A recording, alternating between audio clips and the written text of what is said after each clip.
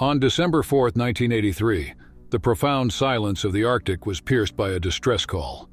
"We've hit severe turbulence, altitude 10,500 meters, engines 1 and 4 have failed, requesting emergency assistance." Then, abruptly, the signal was lost, leaving the fate of 150 passengers and crew shrouded in mystery. Flight AA219 disappeared into the icy skies of the Arctic, leaving behind only questions and an unsettling void. After hours of searching, not a single trace was found. For years, the tragic tale remained hidden beneath the ice until January 2024, when a military satellite accidentally detected a metallic structure within the Arctic Circle. The satellite images revealed a glint of metal buried beneath the ice. This discovery summoned a team of scientists and adventurers to the heart of the Arctic. Led by Dr. James Landon, the team embarked on a mission to solve one of history's greatest enigmas. Landon, who had prepared for this moment for years, assembled a group of extraordinary experts, each a legend in their own field. Together, they took a brave step into the unknown. 3 C-130 transport planes equipped with 84 tons of gear carried them into the icy depths. The camp was set up with military precision. Using radar, drones, and advanced icebreakers, the initial surveys began. But the Arctic posed its own challenges. Freezing temperatures, treacherous winds, and snowstorms, reducing visibility to nearly zero, tested the team's resilience. On the morning of the third day, a drone operator detected traces of a metallic structure beneath the ice. Everyone held their breath. When the expedition team reached the identified location, they saw the tail of the plane protruding from the ice. Radar scans indicated the fuselage lay 27 meters deep.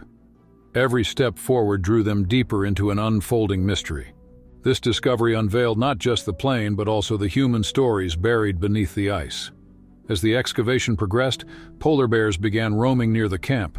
The team paused, marveling at these majestic creatures, a reminder of nature's raw power and beauty. One bear, as if witnessing the unearthing of past secrets, approached the excavation site. Eventually, a large portion of the plane was uncovered, but each finding brought more questions. What happened to the passengers? Why was the plane buried so deep? A unique controlled thawing system, the TS-4000, was employed. 20 specialized heating units melted the ice at a rate of 3 centimeters per hour.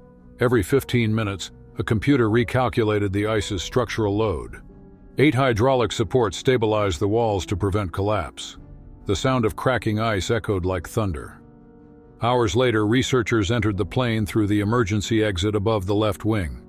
The cabin temperature was 38 degrees, perfectly preserving it as a time capsule.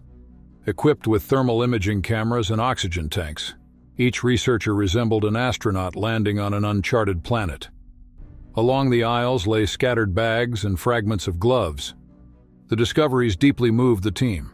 Frozen cups of coffee on trays, open magazines on seats, and a baby lying in the aisle between seats, 32D and 32E, silent witnesses to tragedy.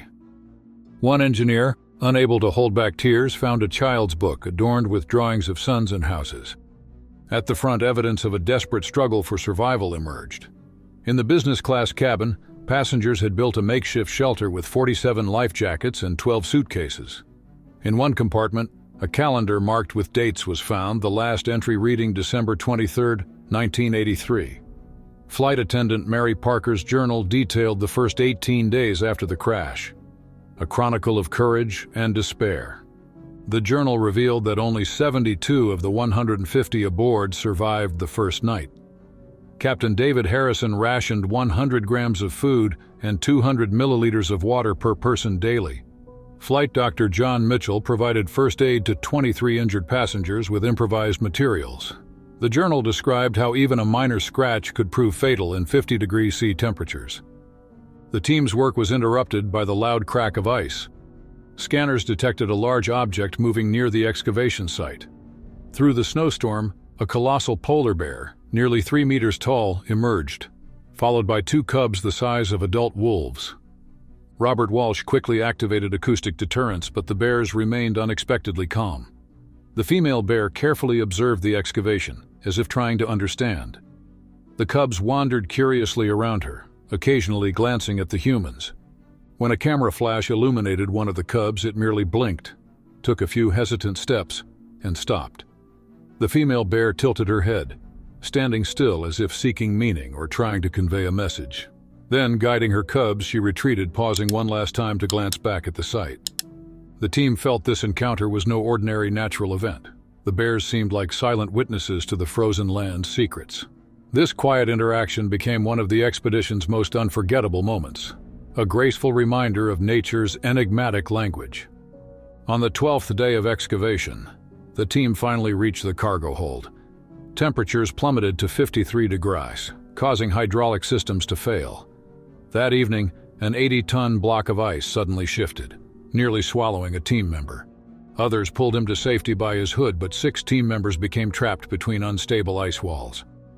At this critical moment, the nearby female polar bear led her cubs away, clearing the path for the humans to escape. The black box was found 24 meters deep. Despite significant damage to its casing, the data recorder remained largely intact. Decoded recordings painted a dramatic picture of the flight's final seconds. At 11:42 a.m., the plane encountered severe turbulence.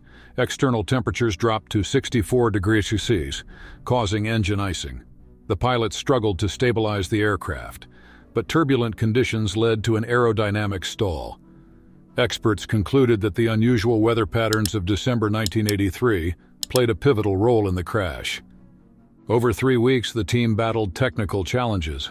Extreme cold caused frequent equipment failures.